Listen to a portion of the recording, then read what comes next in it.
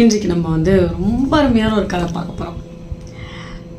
ஒரு வயதான அந்தனர் சாலை வழியாக சென்று முன்னொரு காலத்தில் நடந்த கதை. சாலை வழியாக சென்று கொண்டிருக்கின்றார். தேடி தேடி தேடி பார்த்து கொண்டிருக்கின்றார். இவர் என்ன தேடுகின்றார் என்பதை இன்னொருவர் பார்த்து ஐயா என்ன தேடுகின்றீர்கள்? இல்லை, நான் ஒரு காலனா வச்சிருந்தேன், அது காணோம், அதனால என்ன? இல்லை, அந்த காலனாவை கொண்டு போய் கொடுத்தா ஒரு 4 வாழைப்பழம் கிடைக்கும், அதை வச்சு என்னோட சிவ பூஜை செய்வேன், அது நித்தியமும் நான் செய்யறது, அதனால தான் தேடிட்டு இருக்கேன். உடனே அவர் என்ன சொன்னார் தெரியுமா? அதுக்கு என்ன சுவாமி, காலனா தானே அப்படின்னு தன்னுடைய சட்டை பாக்கெட்லேருந்து எடுத்து காலனாவை கொடுத்து நீங்கள் உங்கள் சிவ பூஜை பண்ணுங்க அப்படின்னு சொல்லிட்டு அவர் போயிட்டார். வருடங்கள் உருண்டோடிது. யமதர்ம ராஜாவினுடைய சபையிலே தேவேந்திரன் வந்திருக்கின்றார். அந்நேரம் பார்த்து 2 அழகான புஷ்பக விமானம் நிற்கிறது.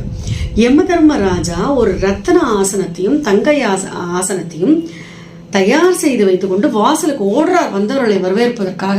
வாருங்கள் வாருங்கள் என்று ஒருவரை ரத்தன ஆசனத்திலும் ஒருவரை தங்க ஆசனத்திலும் இருத்துகின்றார். உடனே தேவேந்திரனுக்கு நல்ல கொள்ளலை, என்ன இது, ரத்தனாசனம் தங்காசனத்தில் இருத்துவரும் கூடிய மதிப்புடைய இவர்கள் யார் என்று கேட்க, யமதர்ம ராஜா சொன்ன பதில் தான் ரொம்ப அட்டகாசமான பதில். அவர் சொல்லுகின்றார், இந்த தங்க ஆசனத்திலே இருக்கின்றார்கள் பாருங்கள், இவர் நித்தியமும் சிவபூஜை செய்தவர், எப்பாடுபட்டானும் சிவபூஜை செய்து தான் அவர் உணவை உண்ணுவார். ஓஹோ, சிவபூஜைக்கு எத்தனை அருமையான பலன் இல்லை அப்படின்னு மனதில் நினைச்சுட்டு இருக்கார் தேவேந்திரன். அவர் பக்கத்தில் ரத்ன ஆசனத்தில் அமர்ந்து கொண்டிருக்கின்றாரே, அவர் யார் தெரியுமா? இவர் ஒரு நாள் சிவபூஜை செய்ய முடியாமல் பழம் வாங்க முடியவில்லை என்று வருந்திய போது தன்னுடைய பணத்தை எடுத்து கொடுத்து நீங்கள் வாங்குங்கள், பூஜை செய்யுங்கள் என்று சொன்னவர்.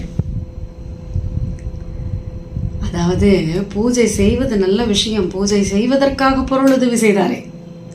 அதனால தான் சொல்றது உண்டு, கோவில்களில் நல்ல விஷயங்கள் நடக்கிறதா இருந்தாலும் இல்லை, நல்ல சச்சங்கங்களில் நல்ல இடங்களிலே நல்ல அருமையான சச்சங்கம் நடக்கிறதோ, நல்ல ஆன்மீக விஷயங்கள் நடக்கின்றது, அந்த மாதிரி இடங்களுக்கு அவர்களுக்கெல்லாம் நீங்கள் பொருளுதவி பண்ணுறதுங்கிறது, அவர்கள் தேகத்தினால் கஷ்டப்பட்டு மனதினாலும் காயத்தினாலும் அவர்கள் செய்கின்றார்கள் என்றால் இவர்கள் பொருளுதவி கொடுக்கின்றார்கள். அவர் ஒரு படிக்கு மேலே அவர்களுக்கு அத்தனை புண்ணியம். அதனால்தான் கோவில்களாக இருக்கட்டும், இது மாதிரி நல்ல விஷயங்கள், சத்சங்கங்கள், ஆன்மீக சேவைகள் புரிவர்கள் எல்லாருக்கும் நாம் நல்ல முறையிலே நம்மால் முடிந்த தான தர்மத்தை செய்ய வேண்டும், தானத்தை செய்ய வேண்டும், அதுதான் தர்மமும் கூட.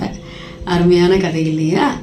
இதை கேட்டுவிட்டு உங்களுடைய கமெண்ட்ஸை கண்டிப்பாக கமெண்ட் பாக்ஸில் தெரிவிங்க. ராதே கிருஷ்ணா.